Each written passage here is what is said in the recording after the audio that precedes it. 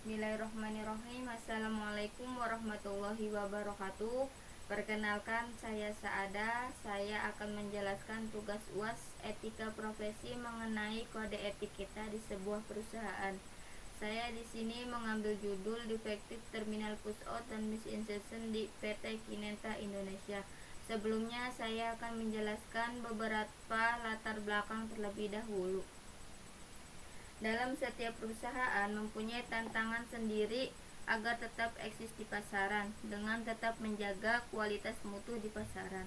Oleh karena itu, perusahaan mempunyai cara tersendiri untuk menjaga kualitas tersebut.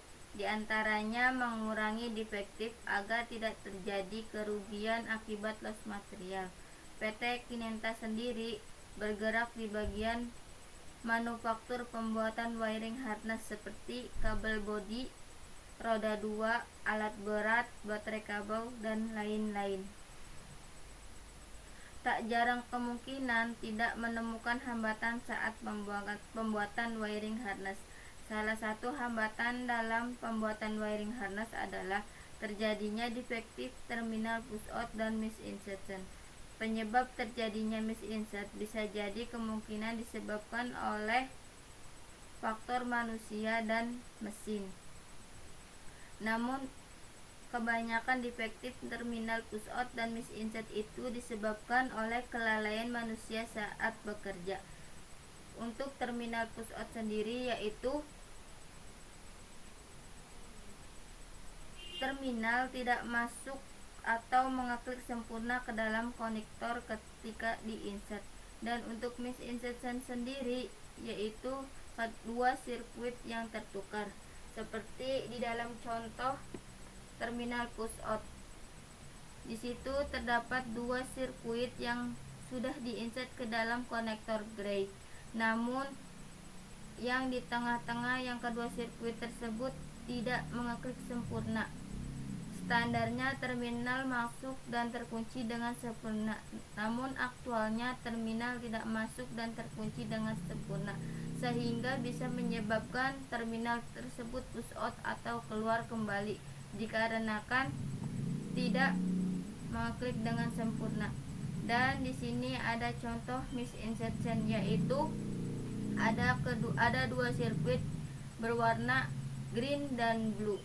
Dalam drawing housing atau drawing assembling ini, sirkuit blue terdapat di sebelah kiri dan green di sebelah kanan.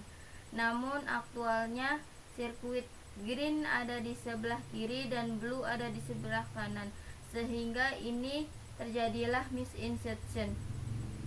Tujuan dari pembuatan kode etik sendiri ini yaitu satu, untuk mengetahui jenis defek apa saja yang sering muncul pada bagian housing dan assembling yang ditemukan pada area quality control Departemen Ekspor.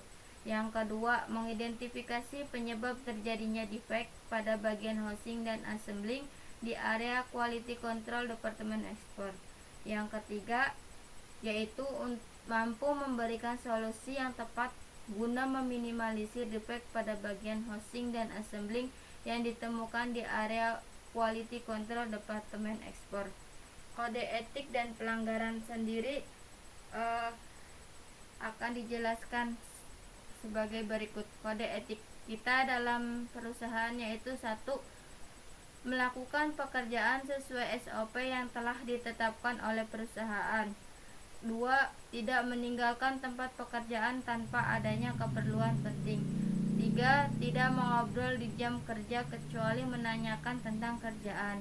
Keempat, tidak bercanda di jam kerja.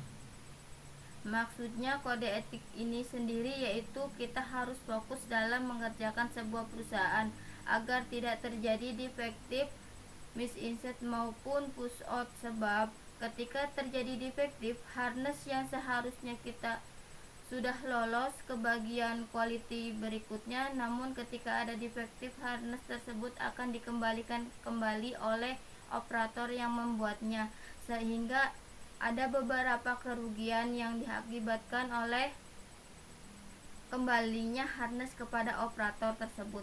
Salah satunya terminal atau material menjadi loss karena ada beberapa material yang NG sehingga harus dikembalikan oleh warehouse dan harus diganti dengan yang baru. Yang kedua yaitu lost time, yang seharusnya kita sudah bisa membuat harness selanjutnya, namun ketika terjadi defektif kita harus merepair terlebih dahulu harness tersebut, sehingga waktu kita terbuang sia-sia hanya untuk merepair harness yang seharusnya sudah lolos di bagian berikutnya.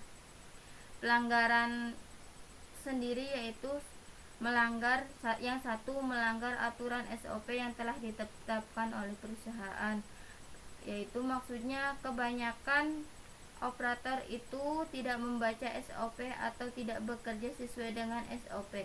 Yang kedua, sering meninggalkan pekerjaan tanpa sebab, yaitu sering meninggalkan pekerjaan tanpa sebab sendiri bisa mengakibatkan kita menjadi lost time, terus hambatan-hambatan buat tim kita yang lainnya atau operator kita yang lainnya yang satu tim sama kita.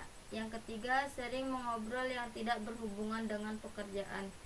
Ini maksudnya kita sering mengobrol sesama teman atau sesama tim yang tidak bertujuan dengan pekerjaan, sehingga bisa jadi ketika kita sedang mengobrol waktu itu kita sedang menginsert yang seharusnya blue di kanan akhirnya blue di kiri karena kita bekerjanya sambil ngobrol sehingga kita tidak sadar sudah meloloskan satu defektif.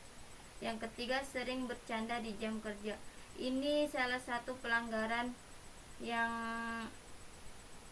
ada di beberapa perusahaan.